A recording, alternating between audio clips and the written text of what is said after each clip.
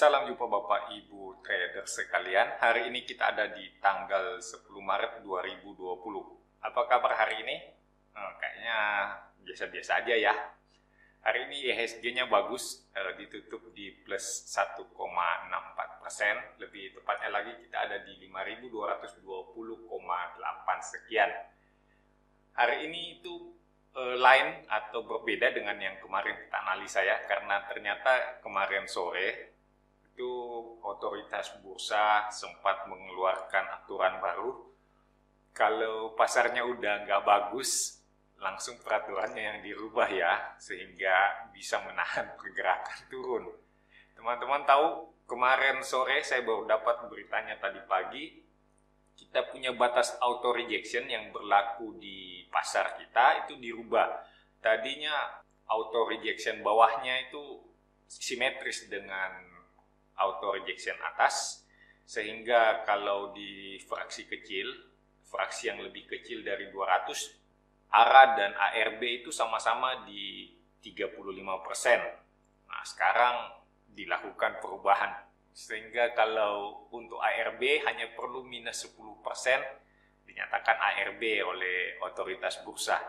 Tentu saja ini suatu hal yang agak-agag gimana gitu ya. Sebenarnya kan kalau kita mau berjuang, ya aturannya mestinya tetap. Permainan kita yang harus dibagusin. Tapi kemudian karena di Indonesia ini aturannya dengan mudah dirubah, ya sebagai pemain kita tinggal mengikuti aja lah, aturan berubah.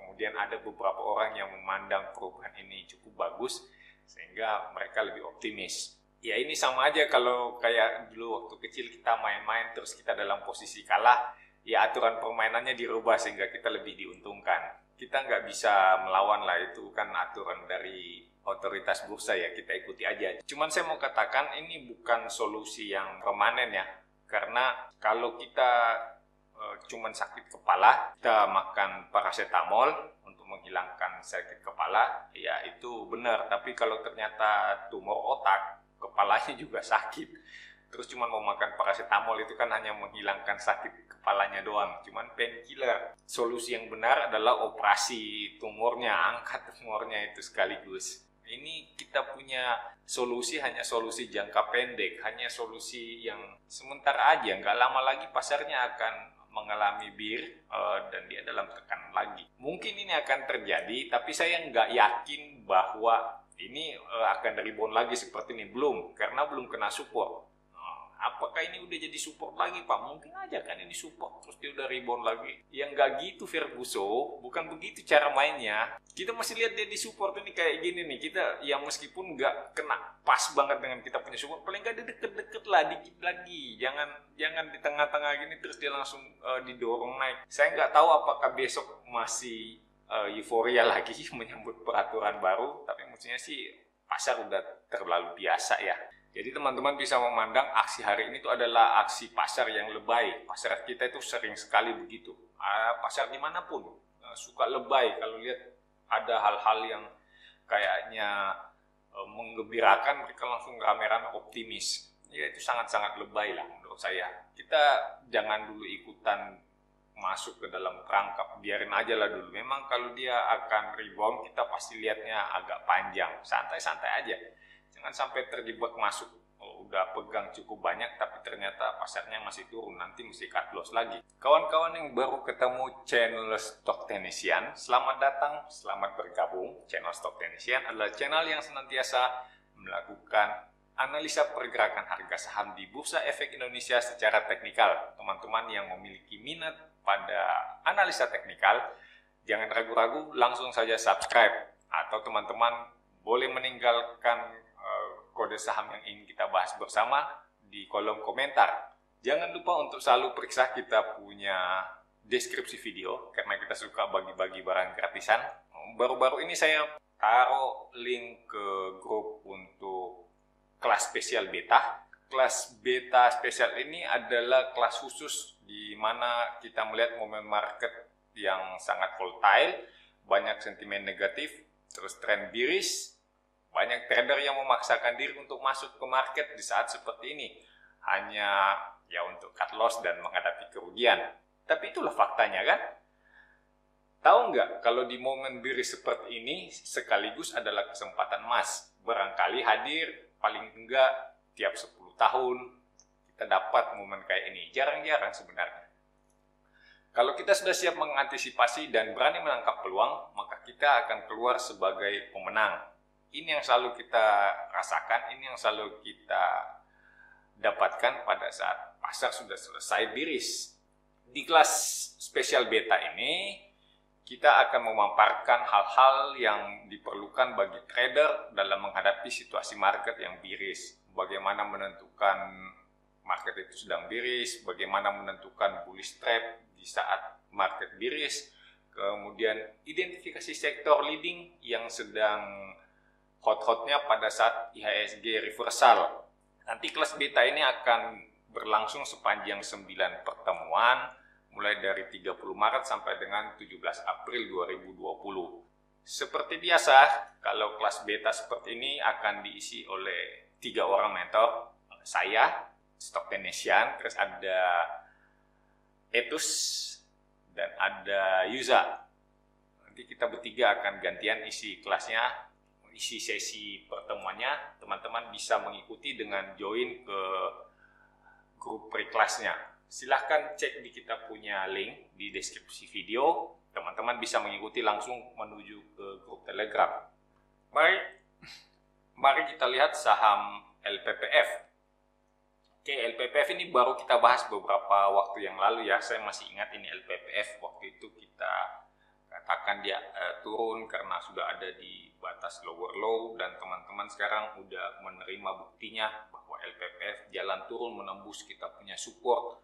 Hari ini hijau, ada upper shadow yang cukup panjang, tapi kita udah kehilangan support. Kita harus lihat ke kiri dulu, benar nggak ini titik low di sini bisa dijadikan sebagai support. Oke, teman-teman lihat di sini ini agak kacau ya. Teman-teman, saya mau teman-teman lihat dulu ini kita punya LPPF. Ini adalah di mana LPPF masih sangat tidak liquid. Harga sekarang udah ada di saat-saat ini. Ya masih dekat-dekat dia punya harga IPO ya.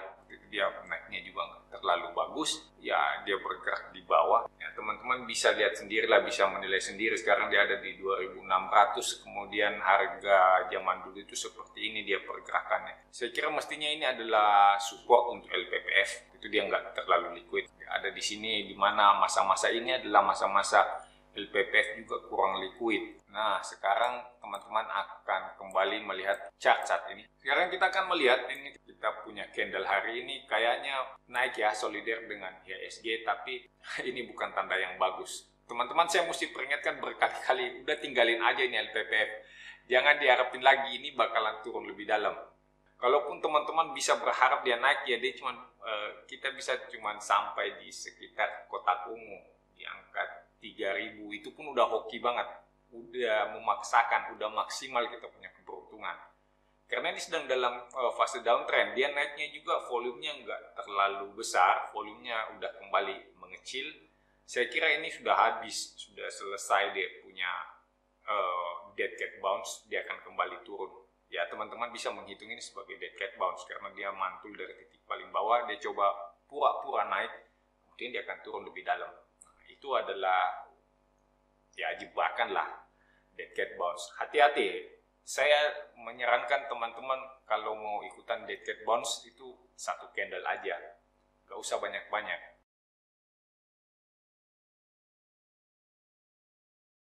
Kita lanjut dengan KLBF. Nah, KLBF udah turun di bawah kita punya support kotak hijau. Ini udah tanda-tanda gak bagus untuk KLBF. Ya kemarin sih sempat naik, bukan kemarin, hari ini sempat naik di atas kita punya support, tapi ternyata ditutupnya kembali di bawah support ya.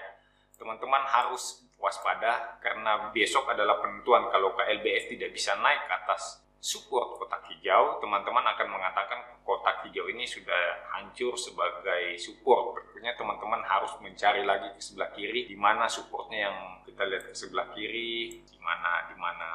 Ini terlalu dekat ya, ini bisa jadi ini adalah sama nih. Teman-teman cari lagi di bawahnya sebelah sini. Ini sering terjadi transaksi, teman-teman bisa lihat Di sini ada kelihatannya satu candle yang cukup tinggi, kemudian bergerak turun lagi. Nah, teman-teman harus curiga, di sini adalah support. Nah, dalam rentang yang cukup besar, mau dia bagusin, nah dinaikin sedikit seperti ini, maka teman-teman akan dapat perkiraan probabilitas support yang cukup bagus KLBF. Nah, ini ada saya punya batas garis oranye, ini apaan? Jangan-jangan ini adalah support. Udah saya lihat. Udah anggap aja lah ini sebagai support ya. Garis oranye kita akan turunkan supaya sama dengan garis oranye. Nah, seperti ini. Ini adalah potensial support untuk KLBF selanjutnya apabila KLBF tidak sanggup bertahan di area kotak hijau. Maka teman-teman saya sarankan untuk mulai berhati-hati, jangan terlena dengan KLBF. Benar, KLBF selama ini bisa bertahan di atas area kotak hijau ya, kita udah lihat beberapa kali. Tapi kalau udah tembus seperti ini, teman-teman sudah harus lebih waspada, udah curiga ini akan turun lebih jauh. Makanya mending dipertimbangkan lagi. Kalau masih mau bertahan di saham KLBF, saya pikir ini udah nggak bagus. Sabar aja, kita nggak harus berada di market setiap saat. Kita boleh keluar dari market, kita boleh tidak memiliki saham apapun dan hanya duduk-duduk di luar ngeliatin orang rebutan, orang panik buy, panik sell. Nggak apa-apa, kita nggak harus terlibat dalam suatu acara yang rame-rame seperti itu. Biarin aja kan. Nanti kalau udah keadaan lebih tenang, kita lebih jelas melihat arah pergerakan harga, view-nya lebih bagus, baru kita ikutan masuk. Kalau lagi crowded kayak gini, udahlah, kita nggak tahu barang bagus apa barang jelek yang kita beli. Karena semuanya kacau, semuanya kelihatannya bagus gitu. Orang saling cakar-cakaran, saling bunuh-bunuhan untuk cari barang, padahal belum tahu barangnya bagus atau enggak.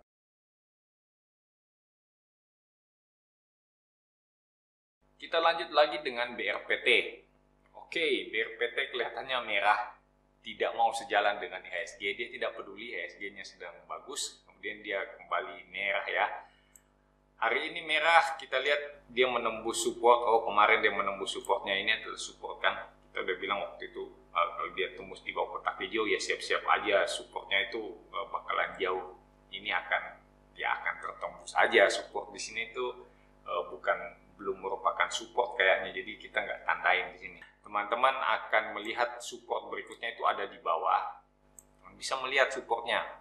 Ini adalah cara yang paling mudah untuk menentukan support. Nah, seperti ini. Ini adalah support berikutnya. Di sini dia akan mantul.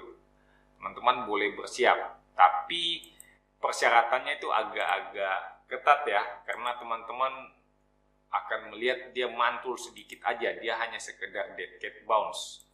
Ini saya senang sekali menggunakan kata-kata dead cat bounce. Karena belakangan ini dan beberapa waktu ke depan akan sering dapat dead cat bounce. Saham yang kena support, terus dia pura-pura naik, pura-pura mantul, padahal dia akan turun lebih dalam. Itu akan menjebak banyak trader dan sangat disarankan untuk trader yang masih baru-baru, yang baru terjun ke bursa, supaya tidak ikutan dalam fase dead cat bounce. Ini agak tricky, teman-teman harus tahu bagaimana cara melihat kapan kita entry yang tepat dan kapan itu dead cat bounce-nya kita nyatakan gagal. Bisa gagal, jadi nggak selamanya kita bilang ini dead cat bounce di sini terus ternyata dia akan mantul satu candle. Bisa jadi cuma satu hari dia pura-pura naik pakai upper shadow terus dia turun lebih dalam. Itu bisa terjadi dalam dead cat bounce. Jadi teman-teman sebaiknya agak berhati-hati. Cuman kalau yang sudah siap, kita bisa hunting di sekitar 760 sampai dengan 770.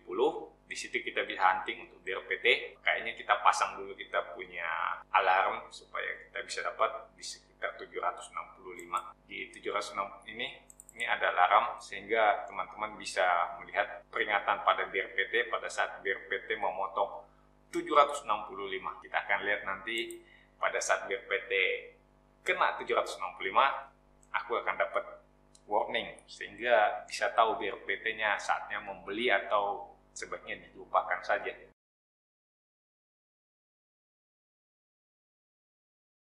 Kita lanjut dengan ASI. Teman-teman kalau melihat chart ASI seperti ini kita sebut sebagai harami. Teman-teman akan menunggu satu candle berikutnya apakah terkonfirmasi atau enggak. Kalau terkonfirmasi kemungkinan ASI akan bergerak naik, tapi kalau enggak ya ASI akan bergerak turun lah. Ini ini kayaknya sih nggak akan terkonfirmasi. Kalau kita lihat gayanya seperti ini, kayaknya agak meragukan ASI bergerak naik. Coba kita lihat apakah dia udah menyentuh support atau enggak. Jangan-jangan ini hanya sekedar rame-rame bareng IHSG. Ya dekat support sih, ini kan supportnya. Benar nggak? Sebelah kiri masih ada? Nggak ada lagi sebelah kiri ya. Ya benar, ini adalah supportnya untuk ASI. Satu candle berikutnya. Kalau saya mengatakan sih ini kayaknya agak berat untuk ASI. Agak berat untuk ASI bergerak naik. Susah. Nggak tahu dapat feeling dari mana. Tapi ini bullish haraminya saya rasa nggak terlalu bagus. Besok ASI masih bisa hijau, yang teman-teman akan menyangka itu sebagai konfirmasi terhadap bullish harami. Kalau dia hijau itu kan kita bilang bahwa itu konfirmasi, tapi nggak akan jauh naiknya sampai di gap ini, kemudian dia bergerak turun lagi. Hati-hati dengan ini ya ASI ya, dia akan naik beberapa candle terus menjebak. Kalau mau yang cepat-cepat, cari duit cepat, teman-teman jangan cari saham yang besar seperti ini, agak berat. Saham besar seperti ini berat banget nih untuk diharapkan dia bergerak naik pada saat IHSG sedang dalam tekanan. Saya sih menyarankan teman-teman hindari dulu saham-saham besar. Saham-saham besar itulah yang duluan cari korban, karena mereka yang memimpin pergerakan turun sehingga IHSG ikutan turun.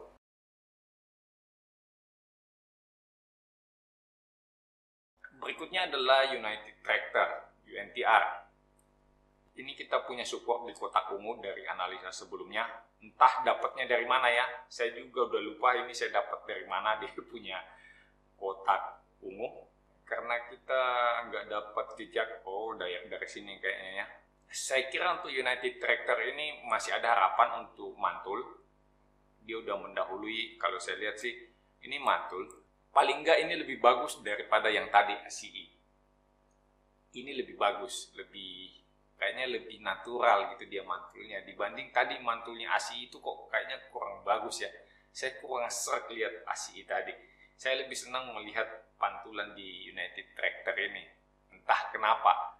Mungkin karena ya candlenya kecil, dia punya volume juga kecil. Ya nggak tahu lah. Tapi kayaknya lebih serk aja ngelihatnya. Ini kayaknya lebih berpeluang untuk mantul besok di hari Rabu ya.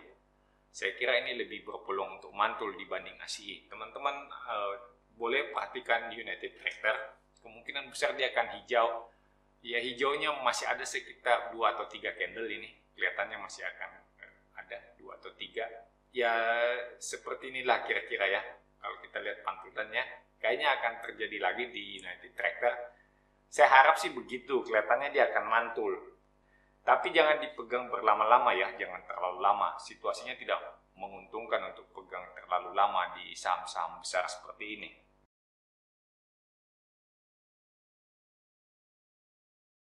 Kita lanjut lagi dengan BJTM. BJTM masih bertahan di kita punya support kotak hijau ya, walaupun udah agak turun sedikit. Ya udah 2 candle ada di bawah support kotak hijau. Teman-teman bagaimana ya? Ini sebaiknya kita tinggalin aja lah. Kayaknya udah memburuk. Support berikutnya juga agak terlalu jauh ya. Kalau dia di sini, support berikutnya itu ada di bawah, cukup jauh. Jadi teman-teman harap berhati-hati. Kita punya support berikutnya masih terlalu jauh, ada di 550-an, masih turun 10% lagi ya. Ya hampir 10% turunnya. Jadi teman-teman sebaiknya berhati-hati di sini. Memang benar, barang ini dividennya besar, persentase dividennya itu besar dibanding harganya ya. Jadi teman-teman kalau mau hold untuk dapat dividen, saya kira itu bagus. Tapi kan dividennya masih lama lagi ya. Barusan ini dia bagi-bagi dividen. Kapan terakhir dia bagi dividen? Saya juga nggak terlalu ikuti.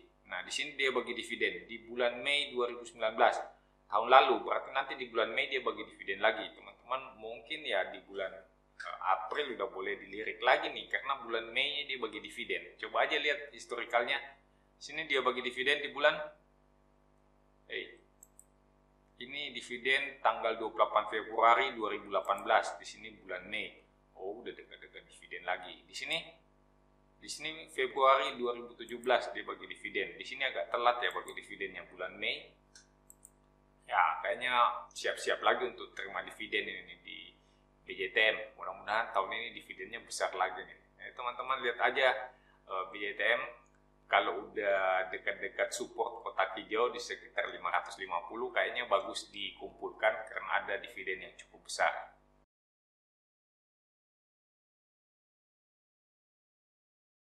Kita lanjut dengan SSMS. Teman-teman, ini SSMS terlihat masih downtrend ya. Ini udah terlihat banget downtrend dan sekarang dia cuma sekedar mengadakan perlawanan kecil. Ya, ini perlawanan kecil. Teman-teman lihat aja dia turunnya konstan, volumenya segitu-segitu aja tapi tetap jalan turun. Saya akan mengatakan jangan membeli SSMS. Nanti aja. Apakah ini udah masuk fase sideways? Bisa jadi saat ini adalah fase sideways untuk SMS. Tapi teman-teman sebaiknya sabar menunggu. Jangan dulu masuk di saham SSMS seperti ini. Dia masih berjalan turun dan belum ada konfirmasi terjadinya pembalikan arah. Teman-teman bisa saja terjebak di saham ini dan susah untuk keluar karena dia sedang jalan turun. Kita akan mendapatkan sinyal pada saat SSMS bisa menembus suatu resisten. Misalnya ya, pada saat ini kita lihat, oke, dia sedang bergerak sideways, kemungkinan dia sedang melakukan pembalikan arah. Nah, teman-teman, dalam situasi seperti ini, teman-teman lihat resisten yang cukup penting ada di area kotak kuning. Ini ada di sekitar angka 895 sampai dengan 900. Ini adalah area pentingnya. Pada saat SSMS bisa menembus area kotak kuning, itu kemungkinan adalah sinyal beli. Pada saat dia sampai ke area kotak kuning sini, kita akan periksa bagaimana dia punya pattern. Ada pattern nggak yang terbentuk? Paling nggak, kalau di sini kita lihat kan, ini kemungkinan adalah terjadinya head and shoulder, inverse head and shoulder. Di sini volumenya lebih kecil, di sini volumenya udah agak membesar. Ya, kayaknya batal ini head and shoulder. Kayaknya nggak bisa dikatakan head and shoulder. Kita harus mencari pattern lain.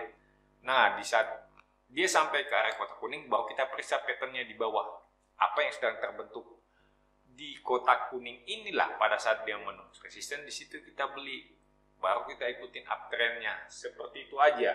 Jangan membeli pada saat teman-teman curiga sedang terjadi pattern, sedang terjadi sideways, terus teman-teman curi start.